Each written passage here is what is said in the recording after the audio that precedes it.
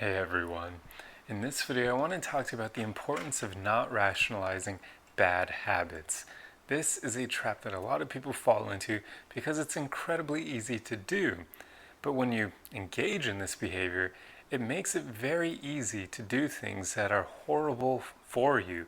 And you start just rationalizing them and thinking that it's okay because you start using mental gymnastics to basically convince yourself that it's not damaging you as much as it truly is. So, to give you some examples here to better convey my point, for example, a lot of people will eat sweets and they will kind of rationalize that it's okay because they think, oh, well, I can exercise harder, or when I go to the gym next time, I'll just work out for X amount of time longer, or I'll just go harder than usual. Now, that would be fine if you only did it occasionally, but people will use this to rationalize eating sweets all the time. And they won't even, that's just one example of an alternative they'll do to try to burn the calories via exercise. Quite often people will just lie to themselves in some other way and say that it's okay. But obviously, eating a lot of sweets, sure, it may make you feel good for a short period of time because it spikes your dopamine and serotonin and it tastes good, but it has little to no nutritional value, which means it's going to mess you up on the inside, and that will inevitably affect your mood because our body and our mind are way more connected than people realize. And if you're eating like crap, it is going to make you feel like crap as well. In fact, there have been some interesting studies linking depression and anxiety and other things to bad diets. So make sure you don't rationalize eating a ton of sweets all the time. It is not good for you. And another great example here is drinking. This is another one that people will rationalize where they'll say, oh, I'll just have a few drinks. And I'm talking alcoholic beverages here. I mean, hopefully that's obvious to most of you, but I feel like I have to say that anyway just to make sure. So people are going to rationalize this, especially at parties. They'll say, oh, I'm doing it socially. I'll have a few and I'll be fine. But then, of course, the more that you have, your basically your logic centers in your brain start working less effectively, and you start rationalizing that you can have a few more, and you basically lose your better judgment over time the more drinks you have, which makes it easier to have more and more until you hit a place that just isn't good, and you end up either doing something you regret or you just feel absolutely horrible the next day with a hangover. So yet again, you shouldn't rationalize drinking. When I drink, I have two max, and that's basically what I set myself to, and that's what you should do as well. Have a limit, and once you hit it, do not go beyond it. Don't try to rationalize it no matter how much you wish to. Just don't break your own boundaries. And the final example I'll leave you with here is probably another pretty common one, which is watching porn.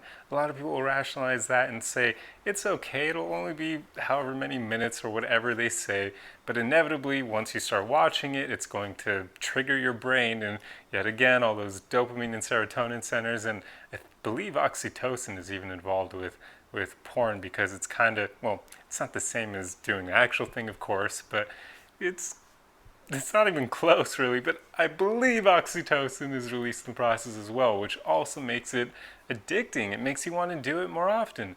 So as soon as people look at it for a few minutes, now they're going to get lost in it for however much time.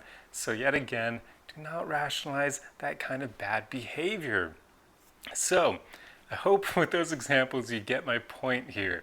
These are all bad habits. So as much as possible, strive to not rationalize your bad behaviors like that. Instead, just hold yourself accountable.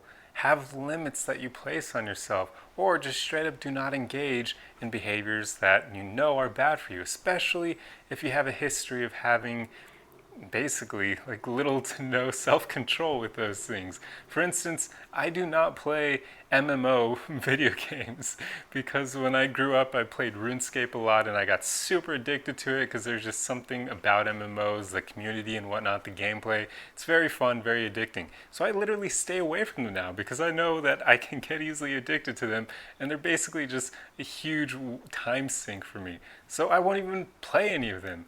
And knowing that, you should take a similar route in your own life for the things that you know you have not so great self-control with them. Just avoid them straight up.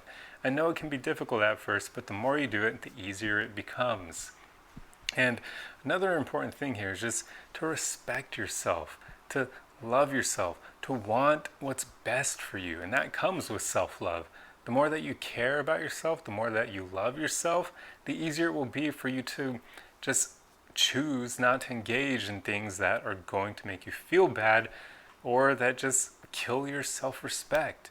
For instance, if you binge drink on the weekends or just at all in general, that's probably going to make you not feel great about yourself because you aren't able to control yourself. So you need to practice your self-love so you can get to a place where you just refuse to do those things that make you lose respect for you.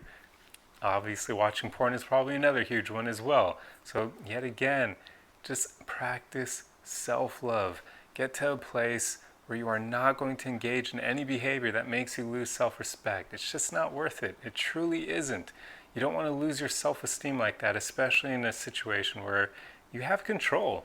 Whether or not you realize that you have a lot of control. You choose whether or not to jump to a porn site or whether or not to grab another drink. That is a choice.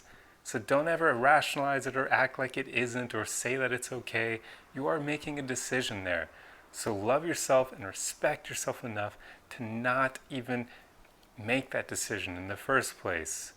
Hold yourself accountable and just choose to opt out. Anyway, that's basically all I have for you today in this video, but I hope it was a helpful one. I know that this mentality has helped me a lot in my own life, especially for the eating sweets one. And actually, interestingly enough, I've noticed the less that I eat sweets, the more that I avoid it, it actually makes it easier to avoid other bad behaviors. There's just something about when you eat right and you eat more healthy, it makes it so that you have a bit of a stronger resolve. I don't know, there's some connection there. I need to look into it because I wonder if there's any research surrounding this.